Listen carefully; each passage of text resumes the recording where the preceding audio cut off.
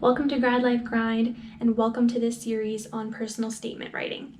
My name is Ariel, and I'm a PhD student in clinical psychology, and this series is dedicated to all things personal statements. In this video, I'm going to be sharing a little bit more of the thoughts and questions you want to be processing through before you start writing your personal statement. And if you missed what a personal statement is, why it's important, and some of my general overview tips, then you should go back and watch the first few videos in this series. So I really recommend doing a good amount of brainstorming and thinking through what you want your personal statement to look like before you actually start writing. So you can journal, you can jot down some notes or bullet points, or you can just reflect on these questions. Number one is, what do you want to convey to your audience?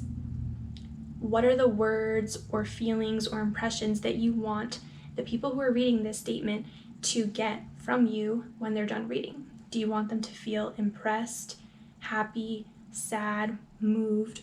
What is it that you want to convey? Thinking about the emotions is one piece of it, but the other piece is, what actual things about you do you want to get across? Do you want to show them that you're organized? Do you want to show them that you're perseverant? Do you want to show them that you are really positive? Think about the message that you want to send about yourself. And coming back to the piece about audience, who's going to be reading this?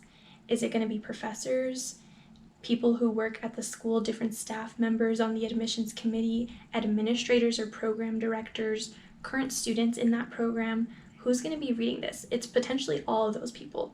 So you want to be thinking about that when you're writing this statement. You're not writing to your friends or family who already know you. You're writing to people who have no idea who you are, and you really want them to feel like they want to meet you after reading this statement so that you can be offered an interview.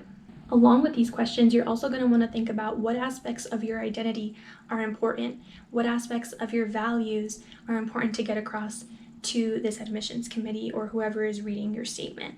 Is it important to the admissions committee that they know that you are a Black student? Is it important for them to know that you are religious? What things are important to you that you want people to know about you?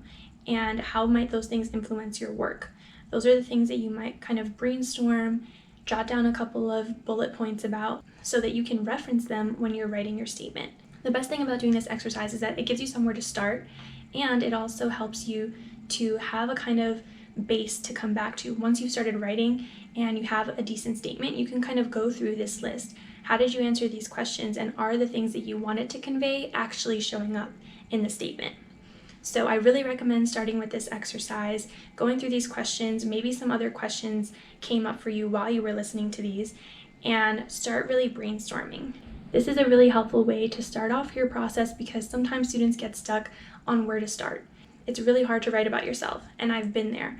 So you start thinking, where do I even begin? What should I write about? What things about myself do I want to say? This is where you start planning. You don't have to dive into writing immediately.